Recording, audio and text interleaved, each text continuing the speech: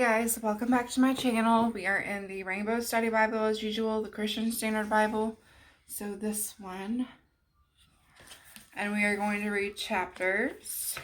Let's see where we left off yesterday. 18 and 19 today. In the book of Exodus. So let's get started.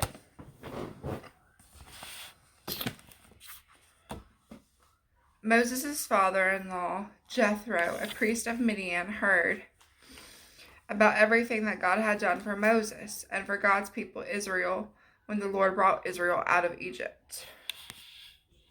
Camera crooked.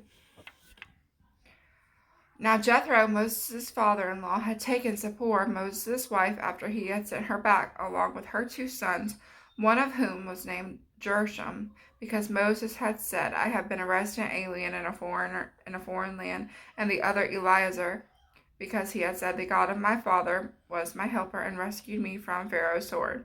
Moses' father-in-law Jethro, along with Moses' wife and sons, came to him in the wilderness where he was camped at the mountain of God. He sent word to Moses, I, your father-in-law Jethro, am coming to you with your wife and your 2 sons.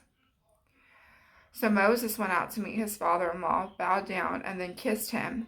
Then they asked each other how they had been and went into the tent. Moses recounted to his father-in-law all that the Lord had done to Pharaoh and the Egyptians for Israel's sake, all the hardships that had confronted them on the way, and how the Lord rescued them. Jethro rejoiced over all the good things that the Lord had done for Israel when he rescued them from the power of the Egyptians. Blessed be the Lord, Jethro exclaimed, who rescued you from the power of Egypt and from the power of Pharaoh. He has rescued the people from under the power of Egypt. Now I know that the Lord is greater than all gods, because he did wonders when the Egyptians acted arrogantly against Israel. Then Jethro, Moses' father-in-law, brought a burnt offering and sacrifices to God, and Aaron came with all the elders of Israel to eat a meal with Moses' father-in-law in God's presence. The next day Moses sat down to judge the people, and they stood around Moses from morning until evening. When Moses' father-in-law saw everything he was doing for them, he asked, what is this thing you're doing for the people? Why are you alone sitting as judge while all the people stand around you from morning until evening? Moses replied to his father-in-law, because the people come to me to inquire of God. Whenever they have had a dispute, it comes to me, and I make a decision between one man and another. I teach them God's statutes and laws. What you're doing is not good, Moses' father-in-law said to him. You will certainly wear out both yourself and these people who are with you, because the task is too heavy for you. You can't do it alone. Now listen to me. I will give you some advice, and God be with you. You be the one to represent the people before God and bring their cases to him. Instruct them about the statutes and laws and teach them the way to live and what they must do. But you should select from all the people able men, God-fearing, trustworthy, and hating dishonest profit. Place them over the people as commanders of thousands, hundreds, fifties, and tens. They should judge the people at all times. They can bring you every major case, but judge every minor case themselves. In this way you will lighten your load, and they will bear it with you. If you do this, and God so directs you, you will be able to endure, and all these people will be able to go home satisfied. Moses listened to his father-in-law and did everything he said. So Moses chose able men from all Israel and made them leaders over the people as commanders of thousands, hundreds, fifties, and tens. They judged the people at all times. They would bring the hard cases to Moses, but they would judge every minor case themselves. Moses let his father-in-law go, and he journeyed to his own land. Chapter 19, Israel at Sinai. In the 3rd month, from the very day the Israelites left the land of Egypt, they came to the Sinai wilderness. They traveled from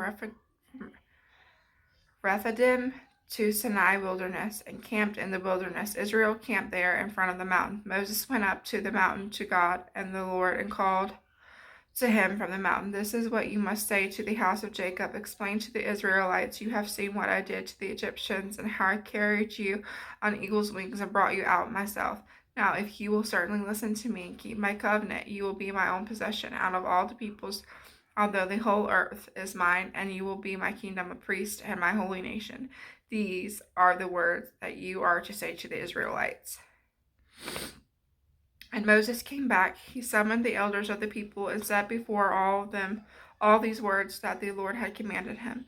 Then all the people responded together, "We will do all that the Lord has spoken." So Moses brought the people's words back to the Lord. The Lord said to Moses, "I am going to come to you in a dense cloud so that the people will hear when I speak with you, and will always believe you." Moses reported the people's words to the Lord, and the Lord told Moses, "Go to the people and consecrate them today and tomorrow. They must wash their clothes and be prepared by the third day, for on the third day the Lord will come down on Mount Sinai in the sight of all the people. Put boundaries for the people all around the mountain and say, 'Be careful that you don't go up on the mountain or touch its base. Anyone who touches the mountain must be put to death. No hand may touch him. Instead, he will be stoned or shot with arrows and not live, whether animal or human. When the ram's horn sounds a long blast, they will go up the mountain. Then Moses came down from the mountain to the people and consecrated them, and they washed their clothes. And he said to the people, "Be prepared the third day. Do not have sexual relations with women." On the third day, when morning came, there was thunder and lightning, a thick cloud on the mountain, and a very loud trumpet sound, so that all the people in the camp shuddered. Then Moses brought the people out of the camp to meet God, and they stood at the foot of the mountain. Mount Sinai was completely enveloped in smoke, because the Lord came down on it in fire. Its smoke went up like the smoke of a furnace, and the whole mountain shook violently as the sound of the trumpet grew louder and louder. Moses spoke, and God answered him in the thunder. The Lord came down on Mount Sinai at the top of the mountain. Then the Lord summoned Moses to the top of the mountain, and he went up. The Lord directed Moses, "Go down and warn the people not to break through to see the Lord, otherwise many of them will die. Even the priests who come near the Lord must consecrate themselves, or the Lord will break out in anger against them." Moses responded to the Lord, "The people cannot come up Mount Sinai, since you warned us. Put a boundary around the mountain and consecrate it." And the Lord replied to him, "Go down and come back with Aaron. But the priests and the people must not break through to come to the Lord, or he will break out in anger against them." So Moses went down to the people and told them.